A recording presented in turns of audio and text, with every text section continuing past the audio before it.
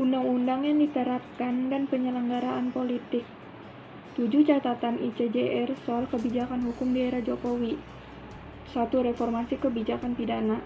2. Penghapusan hukuman mati. Sebagai negara yang menjunjung tinggi hak asasi manusia, Indonesia belum menghapus hukuman mati. Dalam beberapa kesempatan, pemerintah seolah mendukung digunakannya pidana mati dengan berbagai alasan.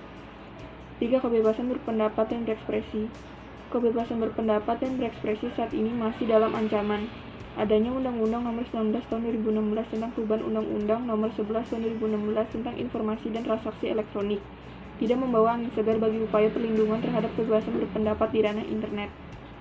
4. Pemidanaan dengan hukuman badan. Di era Jokowi masih ada yang melegitimasi penggunaan hukuman badan atau tubuh di Indonesia melalui konun jinayat seperti yang diterapkan di Aceh, Sumatera Utara. 5. Kebijakan permasyarakatan. 6. Sistem peradilan pidana anak. Berdasarkan Undang-Undang SPPA, pemerintah wajib membuat 6 materi dalam bentuk peraturan pemerintah dan 2 materi dalam bentuk peraturan presiden. Namun sampai saat ini peraturan pendukung masih belum semua tersedia.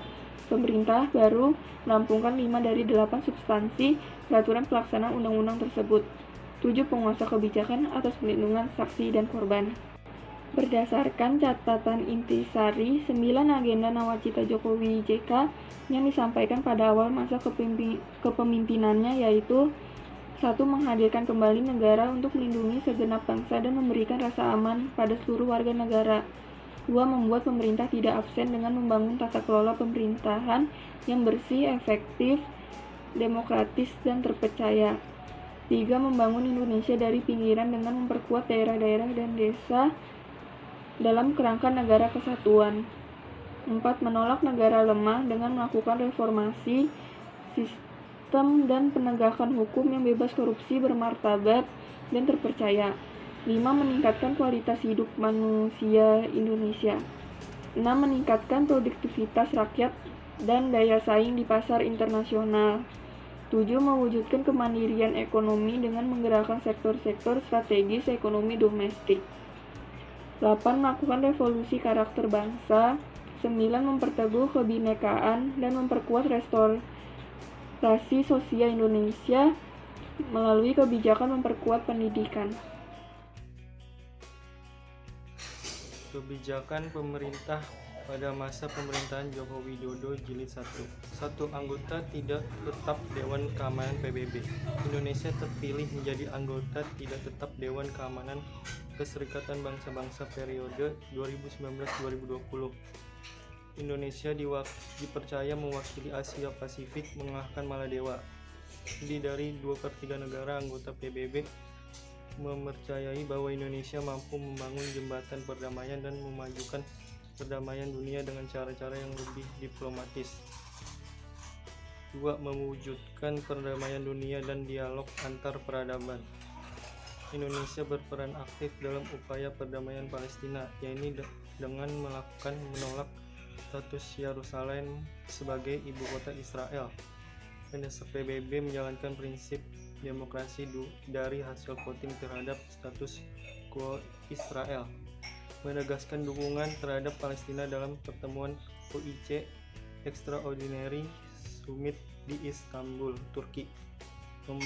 Membebaskan biaya masuk kurma dan minyak zaitun asal Palestina ke Indonesia sejak tahun 2018 agar Palestina semakin mendapat keuntungan.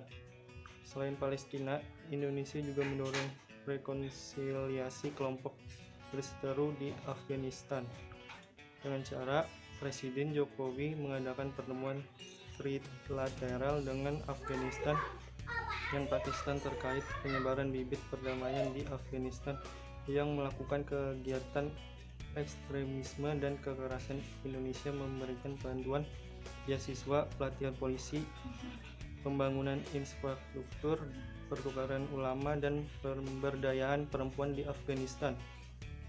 Penyelenggaraan pertemuan trilateral ulama Afghanistan, Pakistan, Indonesia di Istana Bogor 11 Mei 2019.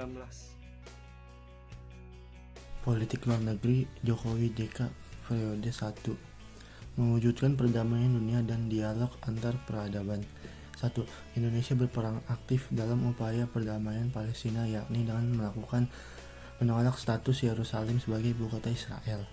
2. Memberikan biaya masuk kurma dan minyak zaitun asal Palestina ke Indonesia sejak tahun 2018 agar Palestina semakin mendapat keuntungan.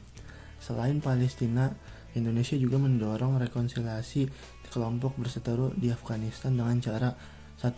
Presiden Jokowi mengadakan pertemuan trilateral dengan Afghanistan dan Pakistan terkait penyebaran bibit perdamaian di Afghanistan yang melakukan kegiatan ekstremisme dan kekerasan. 2. Menteri Luar Negeri RI Retno Marsudi menandatangani perjanjian pembangunan klinik Indonesia Islamic Center.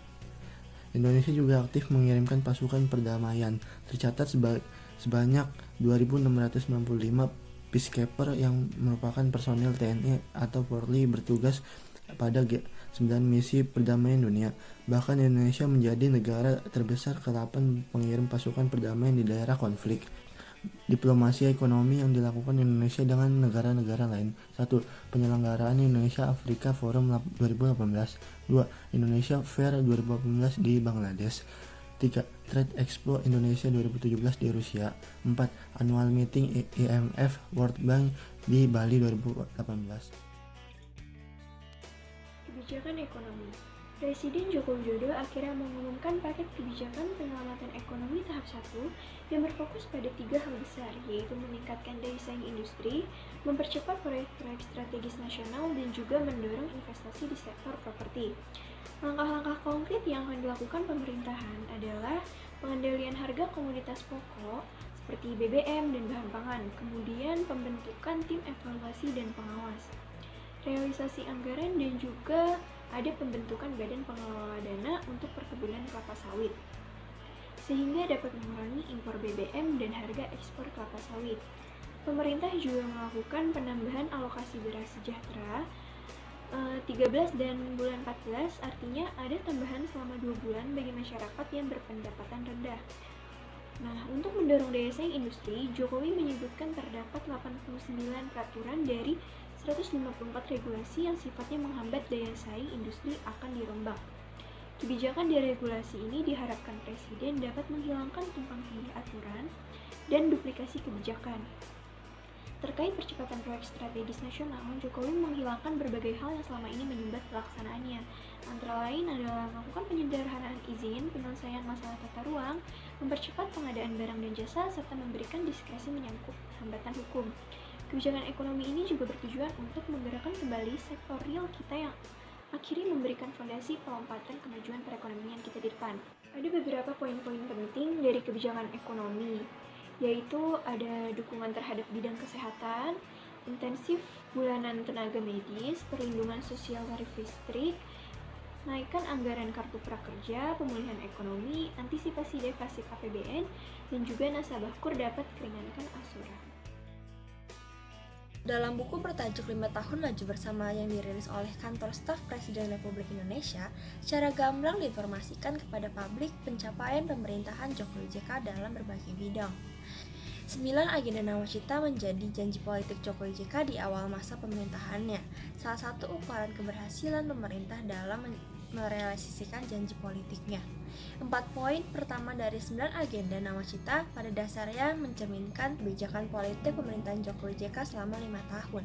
Artinya, kebijakan politik yang ditempuh pemerintahan Jokowi JK salah satunya didasari upaya-upaya untuk mewujudkan 4 poin awal nawacita tersebut.